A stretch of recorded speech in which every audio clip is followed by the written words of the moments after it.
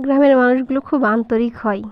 তো এই সব আয়োজন দেখা যাচ্ছে, এই সবগুলো আয়োজন হচ্ছে। কালকে আসলে আমাদের এখানে পেঁয়াজ লাগাবে, যেটার আয়োজন হচ্ছে। আসসালামু আলাইকুম।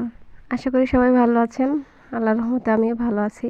এই তো আপনাদের সাথে কথা বলতে বলতে এটা অবশ্য পরের দিন সকালে, আর আগের দিন রাতে ওই তরকারিগুলো আমরা সব কাটাকাটি করে রাখছিলাম। এই তো আজকে খুব ভোর ভোর উঠে রান্না হচ্ছে, আমার আম্মু রান্না করছে। কারণ আজকে অনেকগুলো মানুষ লাগছে, আমরা মানুষই বলি জমিতে কাজ করে যাদের। তো ওদের খাবার দেওয়া হবে ডালের ঘন্ট, সবজি আর মুরগির মাংস। আর এই তো আমি একটু একটু করে দেখছিলাম সব রান্না। এদিকে সবজি হয়ে গেছে, সব ভিডিও নিতে পারি নাই, আস্তে আস্তে একটু একটু সবই নিছি।